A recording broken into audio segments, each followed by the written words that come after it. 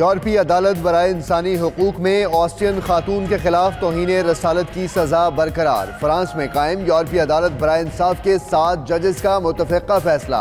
Austria की अदालत ने 2011 में खातून को तौहीन रसालत के जुर्म में सजा सुनाई।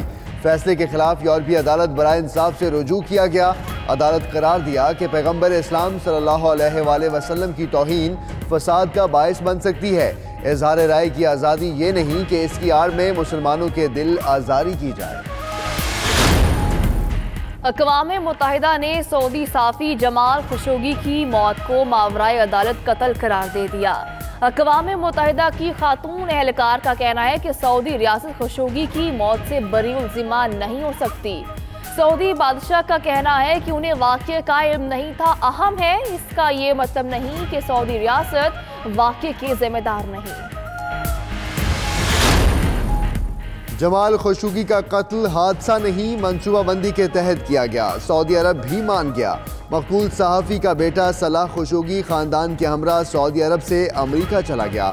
सऊदी फरमारवाह शाह सलमान का रूसी सदर पुतिन को टेलीफोन, कहा खशोगी के कत्ल में मुलव्वस अफराद को कानून के कटहरे में लाया जाएगा।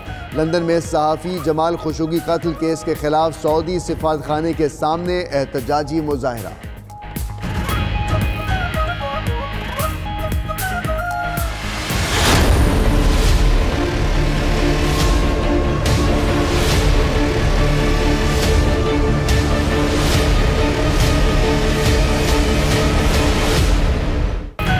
हुकूमत का बिजली चोरों के खिलाफ आज से ग्रैंड ऑपरेशन शुरू करने का ऐलान। वफाकी वज़ीर तवानाई उमर अयूब कहते हैं बिजली चोरी रोकने के लिए नई टेक्नोलॉजी ला रहे हैं। बिजली चोर किसी भी जगह हो नहीं बचेगा।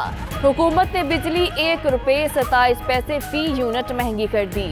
300 यूनिट से कम इस्तेमाल करने वाले सार्फिन पर इतलाक नहीं होगा। हमने सारी रुकावटें जो पाकिस्तान में इन्वेस्टर के रास्ते में, बिजनेसेस के रास्ते में, हम गवर्नमेंट का काम है वो रुकावटें दूर करना। हमारी पॉलिसी बहुत सीधी है, सरमायाकारों की राह में हायल रुकावटें दूर की जाएं, क्योंकि जितनी ज़्यादा सरमायाकारी होगी गुर्बत में उतनी कमी होगी। वज़ीर आज़म इमरान खान का इस्लामाबाद में तकरीब से खिताब। वज़ीर आज़म ने कहा कि चीन से जदीद टेक्नोलॉजी पाकिस्तान मुंतकिल करना चाहते हैं। 50 लाख घरों की तामीर के लिए चीन से सरमायाकारी लाएंगे।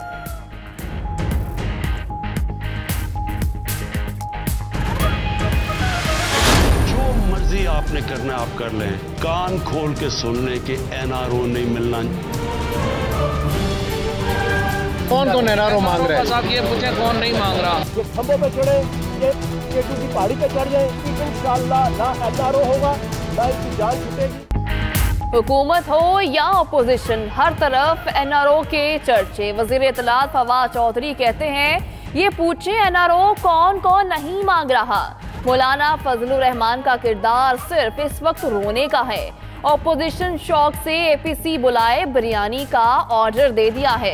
वजीर इत्तलात पंजाब भी पीछे न रहे, कहा ऑपोजिशन वाले केटू पर भी चढ़ जाए तो भी एनआरओ नहीं मिलेगा। ये एपीसी नहीं, ऑल पार्टीज लूटमार कारपोरेशन है। मैं कोई जुल्फी बुखारी हूं? मैं कोई बाबर ऐवान हूं? या मैं चौधरी परवेज इलाही हूं कि जो आपसे एनआरओ मांग रहा है? अभी अपने इर्द गिर्द देख लिया करें कि ये सब नैब रदाते होते हुए आप एहतसाब का नारा लगाते हैं। वज़ीर आज़म बताएं एनआरओ मांग कौन रहा है? मैं कोई परवेज खटक हूँ, कोई बाबर अवान या परवेज इलाही हूँ? मैं कोई अलीम खान हूँ जो एनआरओ मांगूंगा? हमजा शहबाज बरस पड़े, कहा एहतसाब वो करता है जिसका अपना दामन साफ हो। इमरान खान का वक्त ख़त्म हो गया। ऑल पार्टीज कॉन्फ्रेंस के नाम से ही उनके औसान खता हो गए। मौलाना फजलुर रहमान का बयान।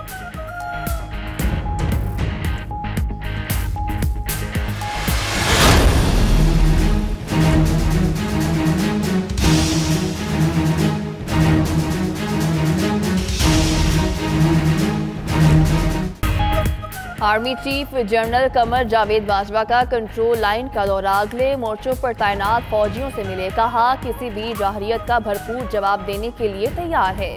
कश्मीर एक हल तलब मसला है, कश्मीरियों के मौक़िफ़ पर उनके शाना बशाना है। जनरल कमर जावेद बाजवा ने कहा, खित्ते में अमन के लिए पाक फौज मौसर किरदार अदा कर रही है।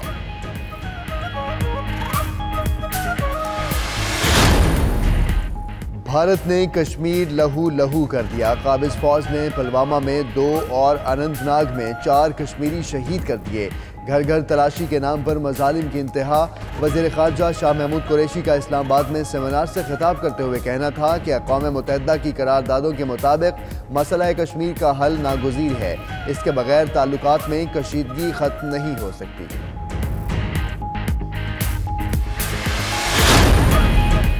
रमजान शुगर मिल को हुकूमती खजाने से अदायगियां और मिल के लिए पुल की तामीर पर नैब का नोटिस। हमजा शहबाज और सलमान शहबाज को 30 अक्टूबर को तलब कर लिया।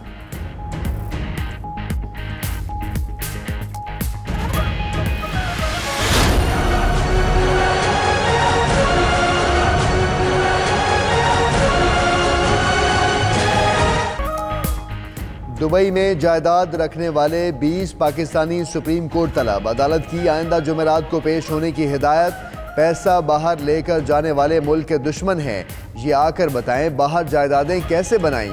ये रकम वापस आ जाए तो डैम बनाया जा सकता है। चीफ जस्टिस के रिमार्क्स। कहा, हुकूमत किस बात का इंतजार कर रही है, कानून मौजूद है तो कार्रवाई करें। अटॉर्नी जनरल ने 20 अफराद की फहरिस्त सुप्रीम कोर्ट में जमा करा दी।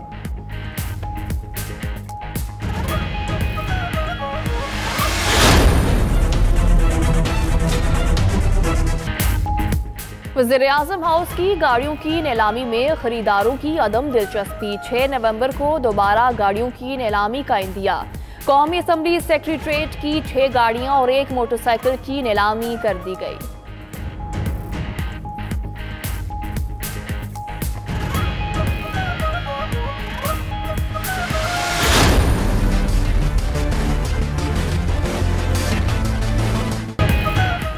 सिंध में जियालों की सरकार इंतजामी मशीनरी असम्बली उमूर चलाने में रुकावट बनने लगी। असम्बली सेक्रेटेरिएट को कई माह गुजरने के बाद सिर्फ 29 सवालात के जवाबात मिले। दाखिला, बल्दियात, इरिगेशन, जेल खाना जात समेत दीगर कई महकमों ने जवाबात फराहम नहीं किए। स्पीकर सिंध असम्बली की जानिब से चीफ सेक्रेटरी को लिखे गए खत में इंकशाफ।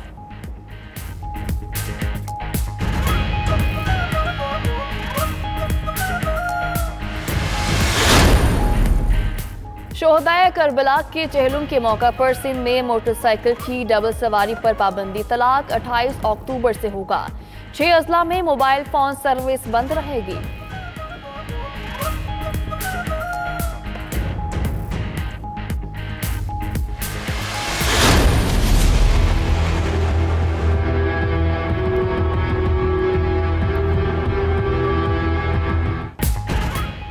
कराची का साहिल मुबारक विलेज आलूदगी की नजर हो गया। पूरी साहिली पट्टी पर खाम तेल आ गया। आबी हयात को शदीद खतरा लाहक। माहीगीरों का कहना है कि तेल को जल्द खत्म किया जाए वरना समंदरी हयात को शदीद नुकसान पहुंचेगा।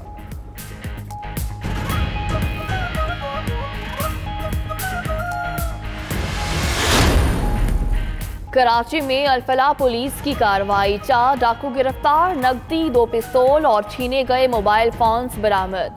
मुलजिमों का 100 से ज्यादा स्ट्रीट क्राइम की वारदातें करने का इतराफ। उधर गुलशन इकबाल से भी 3 स्ट्रीट क्रिमिनल्स पकड़े गए।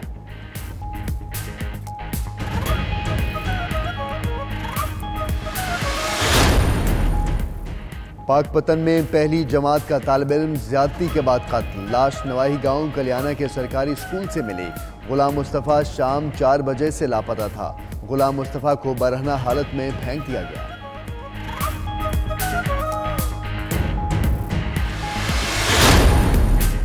उर्दन और इसराइल में तूफानी बारिशों ने तबाही मचा दी। उर्दन में शदीद बारिशों से आने वाले सैलाब यालाबारी ने तबाही मचाई।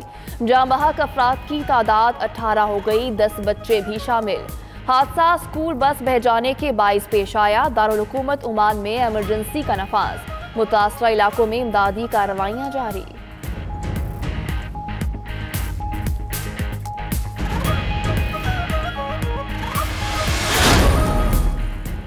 ख़वातीन मुलाजमीन को जिनसी हरासा करने के इल्ज़ाम पर गूगल कंपनी का बड़ा कदम। कंपनी का 2 साल के दौरान अपने 48 मुलाजमीन बरतरफ करने का एतराफ़। बरतरफ होने वालों में 13 सीनियर मैनेजर्स भी शामिल हैं।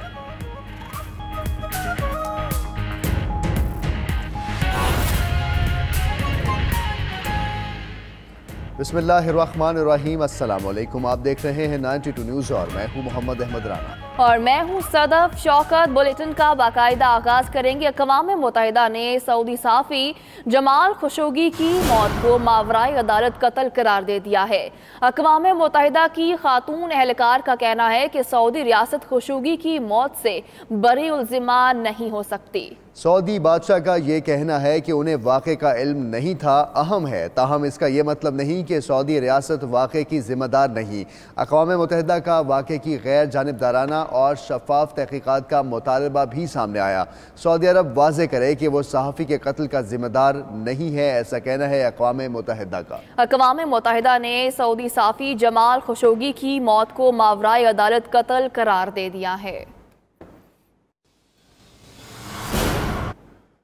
और आपको खबर दें कि मक्का मुकरमा और जद्दा हाईवे पर ऑयल टैंकर में आतिशज़दगी का वाक़या पेश आया है। ऑयल टैंकर में आग लगने के बाद दोनों अतराफ की ट्रैफिक जाम हो गई है। आग की जद में आकर मुतादिद गाड़ियों को भी नुकसान पहुंचा है। बात करेंगे उमैर अली मौजूद है। उमैर, बताएगा क्या वजह सामने आई, आग कैसे लगी?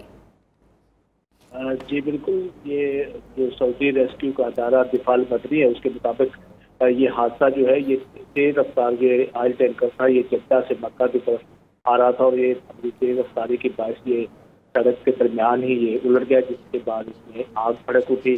और इस हाईवे पे क्योंकि मारूफ हाईवे है तो यहाँ पे बहुत सारी ट्रैफिक रहती है, जिसकी वजह से ट्रैफिक जाम हो गई दोनों इतराफ में। और इसके नज़दीक जितनी भी 4 के करीब गाड़ियों के बारे में बताया जा रहा है कि उसमें उनको भी आग लग गई।